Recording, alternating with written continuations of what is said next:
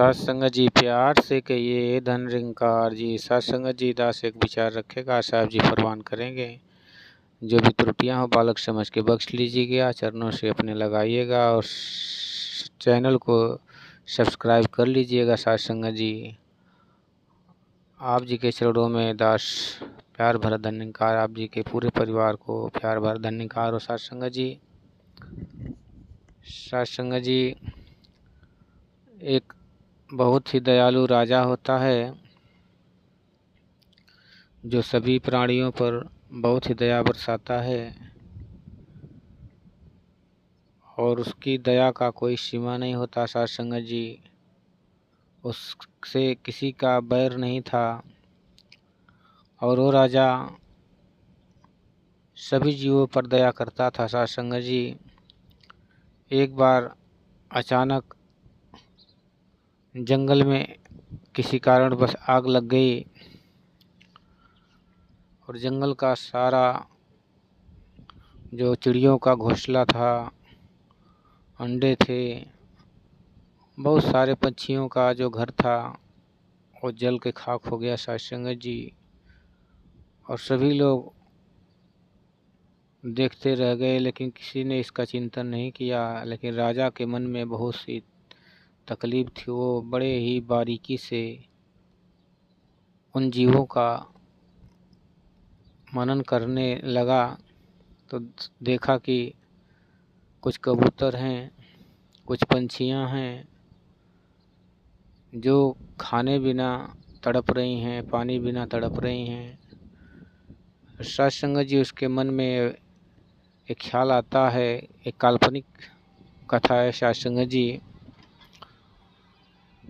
उसके मन में एक ख्याल आता है कि हे परमात्मा, अगर तू मुझे कुछ समय के लिए इन कबूतरों जैसा, इन पक्षियों जैसा बना देता तो मैं इनको अपने घर में ले आके इनको भरपेट भोजन करा देता। क्योंकि जब भी दाना कोई डालता है तो पक्षियों डर के मारे वहाँ पे नहीं आती हैं, सोचती हैं कि वो पकड़ लेगा और मार डालेगा। ये भय सभी जीवों में होता है। साध संगत जी तो राजा एक कबूतर छोड़ता है सिखा के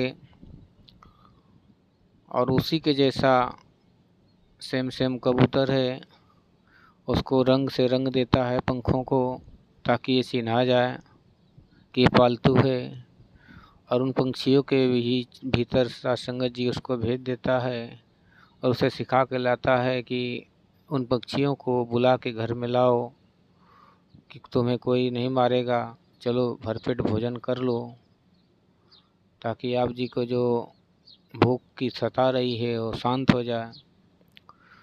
और वो उनके साथ में कुछ समय रहता है और उनसे अपनी भाषा में कहता है कि चलो तुम लोग भी, और दाना चूम कर खाता भी है आके दिखाने के लिए कि आएंगे मुझे देखकर और वो दाना चूंगेंगे और उनका पेट भर जाएगा। लेकिन साध संगत जी उसमें कुछ पक्षियाँ इस कबूतर के साथ आ जाती हैं और अपना पेट भर लेती हैं। लेकिन जो बाकी कबूतर हैं जो शंका से ग्रसित हैं, जिनके मन में संदेह है, साध संगत जी वो यही कह रहे हैं कि ये अब पक्के मारे जाएंगे। क्योंकि जो राजा ने कबूतर छोड़ा है रंग लगा के, वो सिखाया हुआ कबूतर है और इनको फांसने के लिए वह इस दाना को लालच दे रहा है और एक न एक दिन ये मारे जाएंगे। साध संगत जी जो कबूतर पालतू कबूतर के साथ में आके दाना चुंग लेते हैं, उनका पेट भी भर जाता है और खुशी खुशी से आनंदित होके विचरते भी हैं, आसमान में घूमते हैं। लेकिन वहीं पे जो शंका से ग्रसित हैं, जिनके मन में संदेह है कि अगर वो दाना खाएंगे तो पकड़े जाएंगे, साध संगत जी वे बेचारे पानी बिना और अन्न बिना तड़प के जान दे देते हैं। साध संगत जी ठीक इसी प्रकार इंसान भी जब निरंकारी ब्रह्म परमात्मा का ज्ञान दिया जाता है सतगुरु के द्वारा, तो लोग कहते हैं कि ये लोग फंस गए हैं, ये लोग बिल्कुल मारे जाएंगे। साध संगत जी और धोखे में लोग नहीं आते और अपने सोचते हैं कि मैं बहुत चालाक हूँ और अपने आप को बचा लेते हैं साध संगत जी। ठीक इसी प्रकार इंसान बार बार धोखा खा जाता है साध संगत जी, क्योंकि भक्ति लोकी अजे ना समझे, रब नू पाना भक्ति है, छोड़ के सारे भ्रम भुलेखे, गुरु रिझाना भक्ति है। जो सतगुरु के चरणों में आ गए साध संगत जी, वो धन्य हो गए, और जो दूर से देखते रह गए शंका के कारण कि हम जाएंगे तो चरणों में धन्यकार करना पड़ेगा, छोटे बड़ों का धन्यकार करना पड़ेगा। तो साध संगत जी वो बैर ईर्ष्या में यूँ ही ठोकरें खा रहे हैं। सतगुरु आता ही है इस जग में सुखिया करने को संसार, सतगुरु आता है इस जग में केवल करने परोपकार। साध संगत जी सतगुरु केवल परोपकार करने के लिए आता, वो ये नहीं देखता कि कौन किस जाति का है, किस मजहब का है।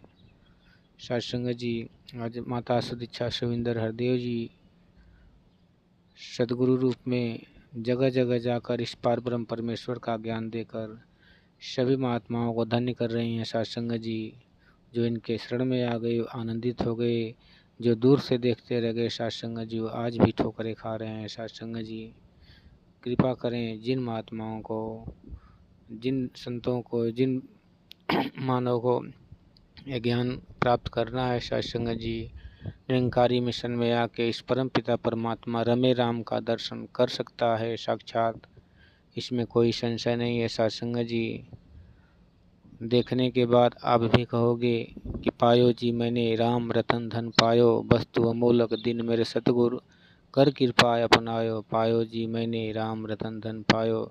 दास भी विश्वास नहीं करता था, लेकिन जब शरणों में आया तो खुद को इतना आनंद से भर गया साध संगत जी कि भक्ति तो बहुत किया था लेकिन कभी ऐसा आनंद नहीं आया था। ये सात्विक आनंद है साध संगत जी, जो कहते हैं कि समय के साथ बदलता नहीं है। ये शरीर भले ही कष्ट से भरे रहे, लेकिन जो अंतर मन है साध संगत जी वो उसमें हलचल नहीं होती। ऊपर से इंसान डमाडोल तो दिखता है, लेकिन सतगुरु का सहारा उसको जब मिल जाता है साध संगत जी, तो वो हमेशा पग पग पर फूक फूक कर पैर रखता है और संभल संभल कर जीवन में विचरता है साध संगत जी। साध संगत जी दास अपनी वाणी को विराम देते हुए आप जी के चरणों से क्षमा याचक है।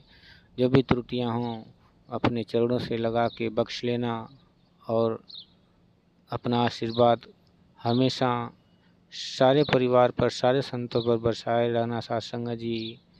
आप जी वो प्यार हो जिसको पाकर ये मन आनंदित हो जाता है साध संगत जी। धन निरंकार जी।